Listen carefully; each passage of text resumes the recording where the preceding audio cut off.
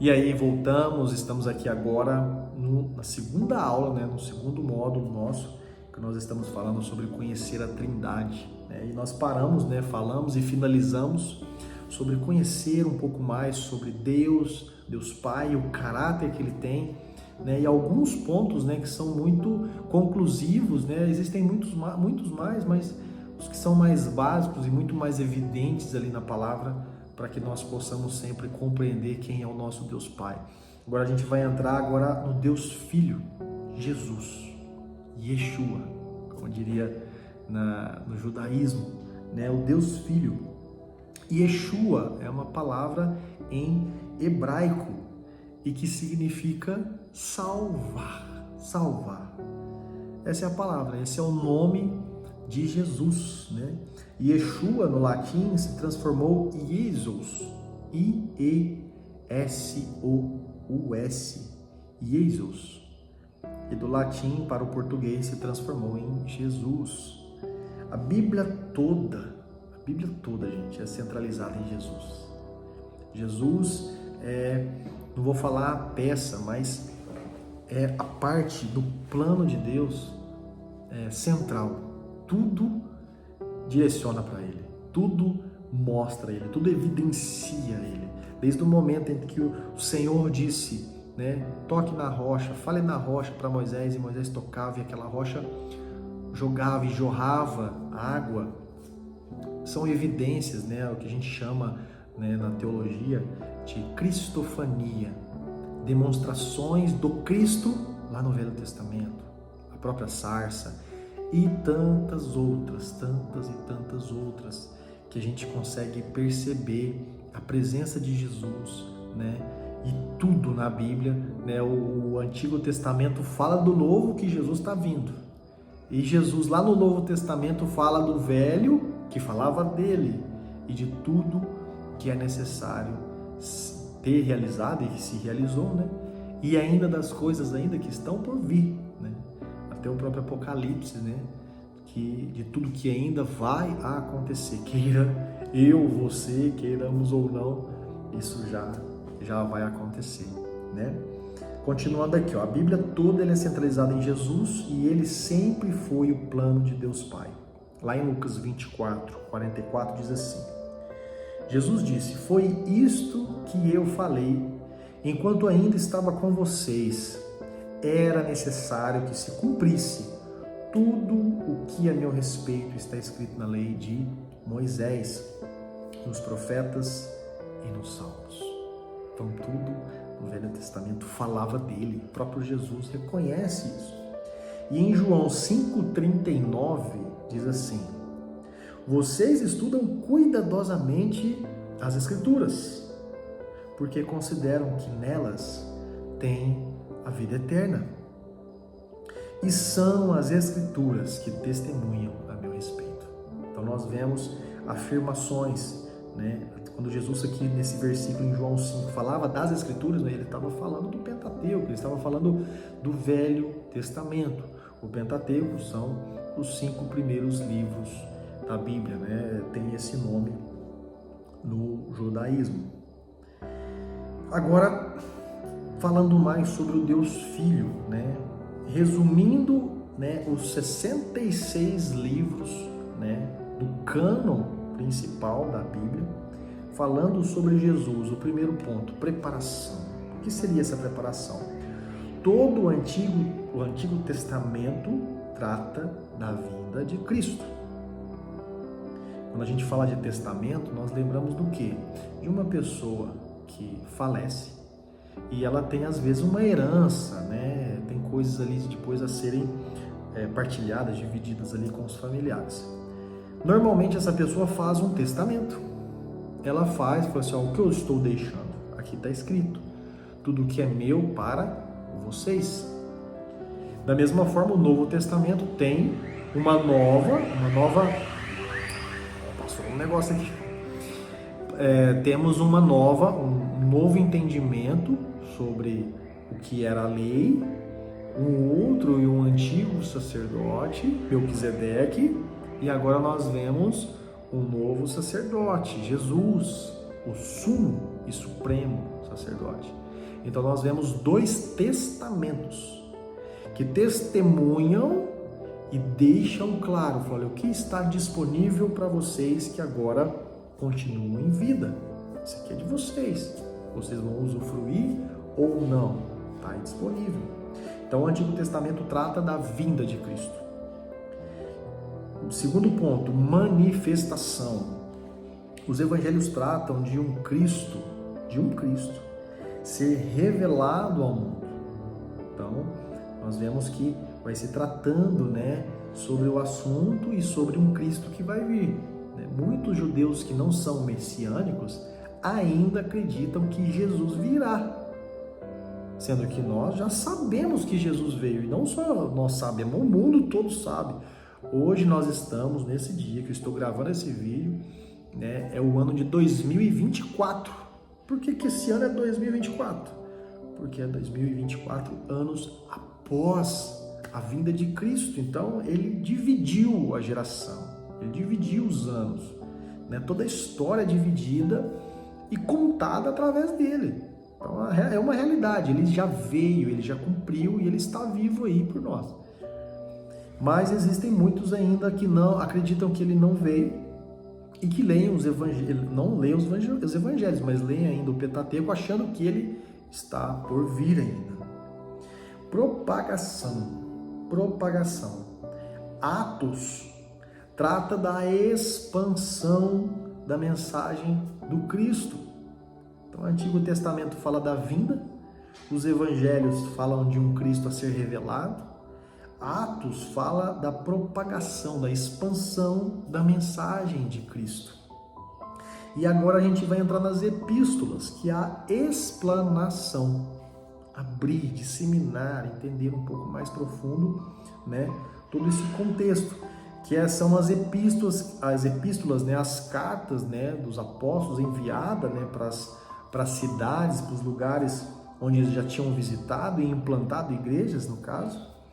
Então eles vão esclarecendo Cristo, eles vão, né, deixando claro quem Jesus é, os valores, né, os princípios, tudo que é disponível, tudo que está por vir e por aí vai. E algumas aplicações, né, básicas, né, às vezes costumes, direcionamentos, mas principalmente questão de valores que são princípios divinos. E o último ponto, a consumação, que é Apocalipse. O Apocalipse trata do fim, né? Vamos falar do fim, mas na verdade é um recomeço. É um recomeço que pega toda a criação de Deus e reestrutura como se fosse uma nova Gênese lá no Jardim do Éden. Reestruturando tudo, colocando tudo em ordem, restaurando todas as coisas.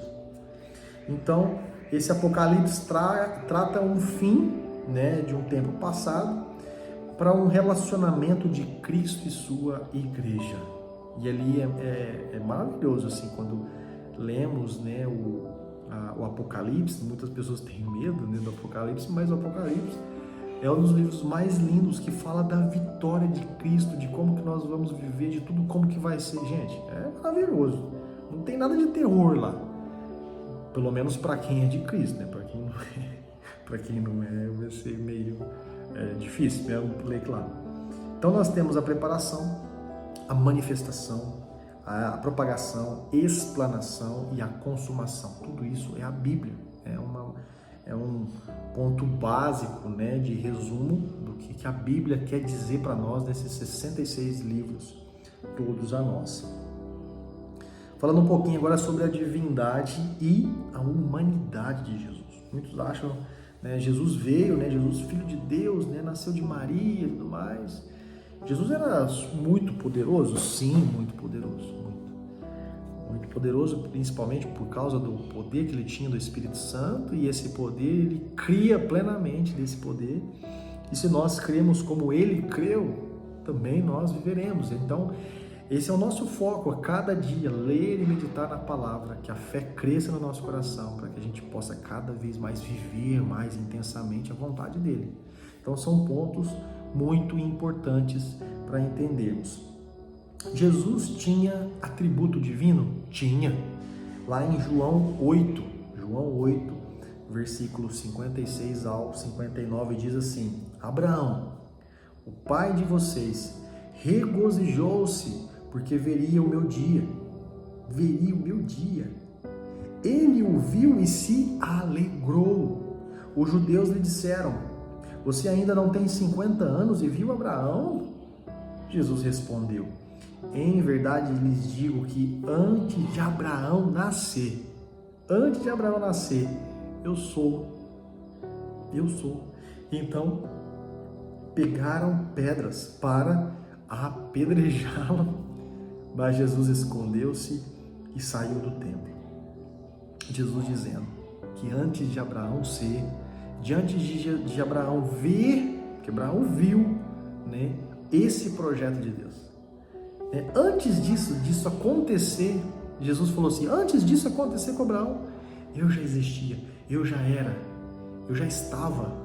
E é uma questão assim que não é, quando Jesus diz eu sou, esse eu sou, não é que eu já comecei a existir há uns anos atrás, não. Deus sempre existiu. Deus não tem início.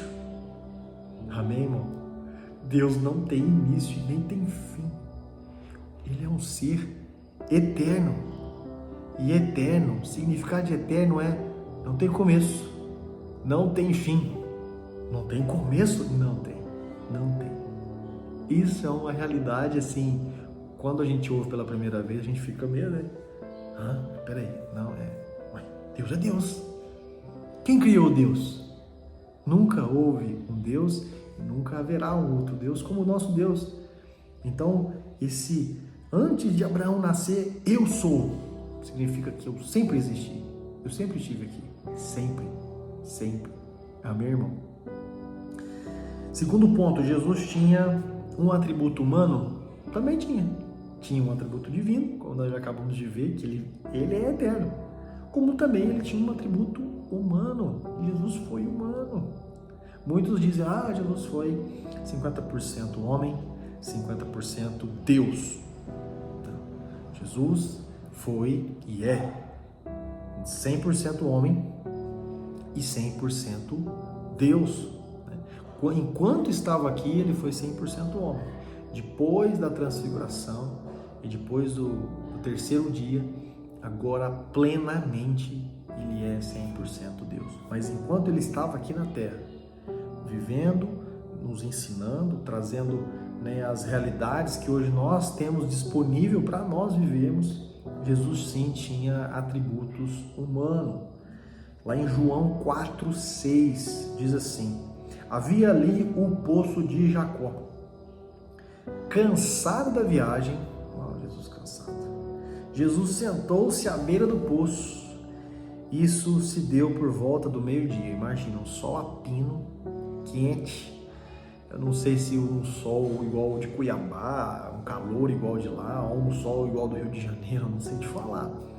Mas provavelmente um sol bem desgastante. Lá se andava muito, né, a pé, por várias distâncias. Então, o que acontece? Jesus, cansado da viagem, mas peraí, Deus cansa? Não, Deus não cansa. Mas como ele tinha, né, um atributo humano nele, ele também cansava. Jesus também chorava. Jesus padeceu na cruz mesmo nós evidenciamos plenamente ele sofrendo tudo como humano, ele pagando realmente um preço como humano, né? Deus foi lá e passou por tudo aquilo, nem sofreu nenhuma dor, se crucificou e tal. Não, ele sofreu porque também ele era 100% homem. Então existem vários versículos, né, na nossa apostila do Start que tem essas referências. Então pegue, estude, leia, né? Entenda e veja que realmente Jesus passou, meu irmão, por aquilo que você passa. Ele venceu aquilo que você tem dificuldade de vencer. E nele você pode vencer todas as coisas. É nisso que nós temos que nos apegar. Nós não temos que nos apegar à derrota, nós temos que nos apegar no caminho da vitória. Nós temos que nos apegar naquilo que realmente nos fortalece. Isso tem que ser uma realidade muito forte para nós, muito forte. Então nós temos isso disponível para entendermos mais profundamente, né, essa vontade do Senhor.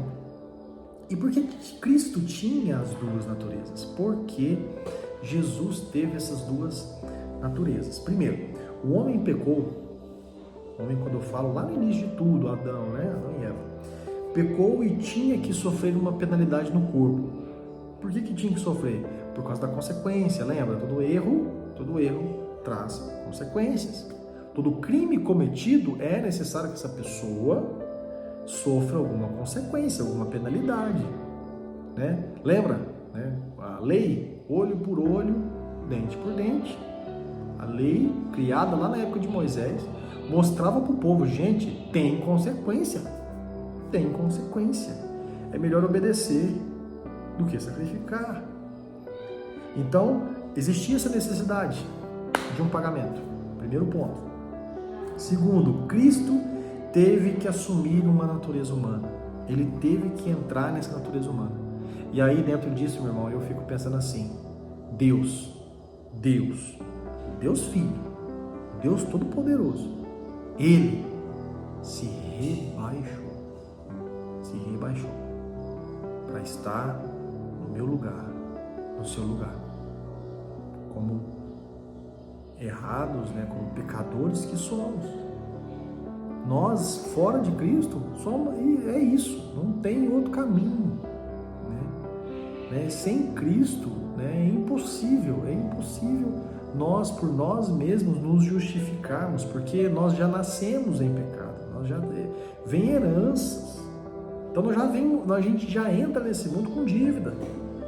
E eu não falo nem dívidas, né, seculares, eu devo ali naquele mercado, não é isso, é uma dívida, vamos falar assim, uma dívida humana, uma dívida moral, uma dívida de pecado, de erro, né, de imoralidade. Então a gente já nasce dentro dessa realidade, esse é um ponto. Então ele teve que se rebaixar para entrar nessa realidade, nessa natureza humana. Então ele tinha que ser um homem sem pecado, né? Então nenhuma pessoa da linhagem de Adão poderia ser. Então pelo método normal de um homem colocar uma semente no ventre da mulher, não poderia ser por ali. Teria que ser uma semente do céu. Tinha que ser uma semente do céu, uma semente sem pecado. Então somente um mediador humano e perfeito para viver esse sofrer. Então, mas peraí, alguém perfeito que tinha que sofrer pelo outro, a gente já começa a entender que o que aconteceu com Jesus foi o maior caso em toda a história de injustiça com Jesus. Então, ele sofreu tudo aquilo porque ele escolheu padecer tudo aquilo que ele padeceu, para que através desse sofrimento dele, nós pudéssemos hoje sermos desculpáveis. Nossa, meu irmão, é uma coisa muito, muito profunda sabermos que Jesus fez isso por nós, de não ficarmos assim. A nossa consciência realmente tem que procurar em Deus assim essa verdade assim absoluta em nós. O que Ele fez por nós é algo que não se consegue medir. Humanamente é impossível medir. Como diz a palavra, nenhum homem bom poderia morrer pelo outro. Não. Mas Ele sim. Ele perfeito, Ele se rebaixou, Ele se humilhou. Ele tomou forma humana e Ele pagou esse preço por nós.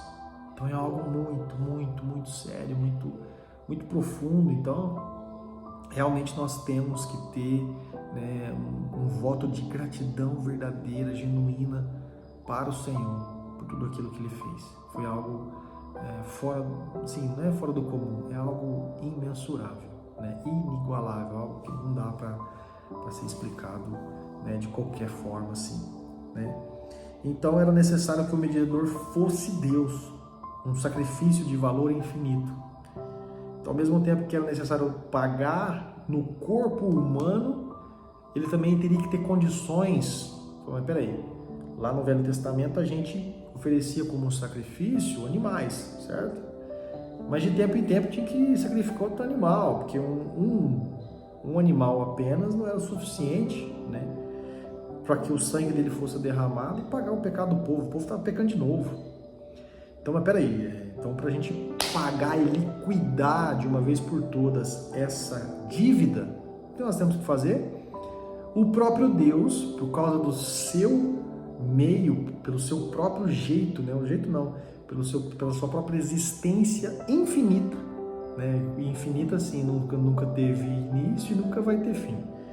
Por causa disso, Jesus, como Deus, também se incorporou e sofreu como Deus, para que aquela única vez que ele foi na cruz do Calvário fosse suficiente, para que todos nós pudéssemos nele, no sangue dele, sermos purificados do nosso pecado, sermos perdoados e sermos sarados também, né? O pecado traz enfermidades, pessoas ficam doentes por causa do pecado. A pessoa não fica doente só porque fuma. A pessoa fica doente de várias outras formas porque ela também comete pecados, né? Então, ele teve que fazer esse sacrifício de valor infinito. E era necessário ser Deus para poder sair do inferno. Olha o tanto de situação. Ele tinha que ser entregue como homem e padecer.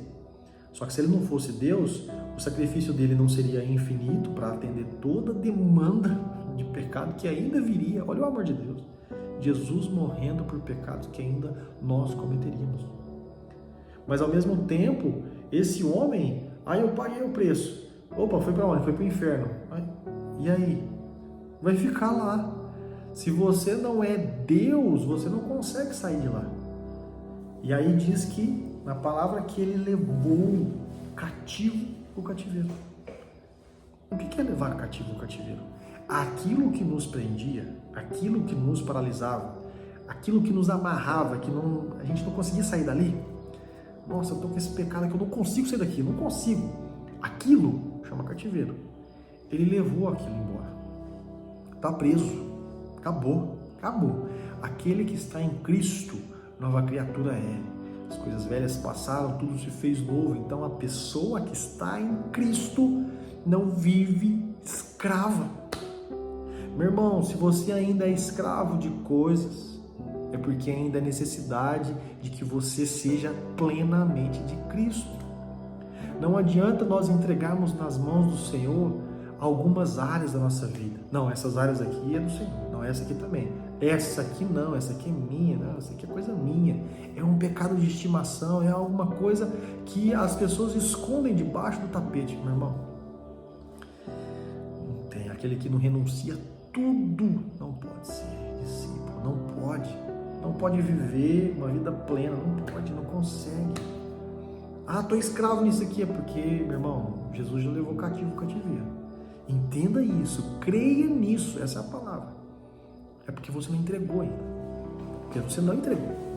Entrega tudo. Que é dentro dessa realidade.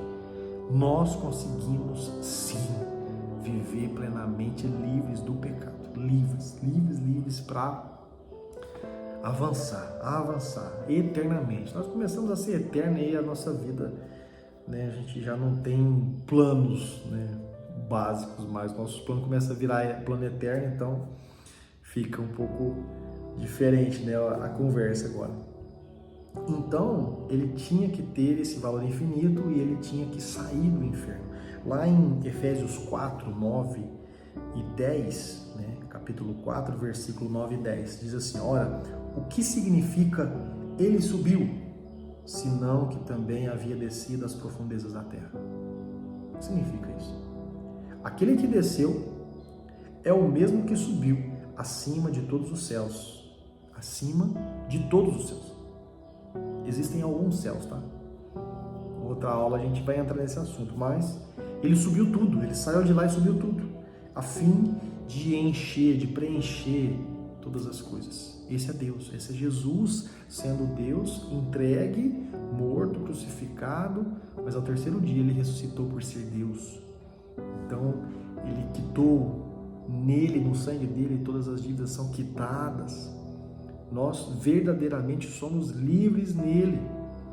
E diante dessa realidade, Diante dessa verdade, nós temos que realmente crer que o sacrifício que ele fez, né, uma única vez, por ele ser 100% Deus, por ele ser 100% homem, foi suficiente para nos livrar de todo mal. Agora a gente vai finalizar essa parte, né, do Deus Filho, e a próxima aula, nossa terceira e última aula, nós vamos falar sobre o Deus Espírito Santo. Que Deus te abençoe, meu irmão.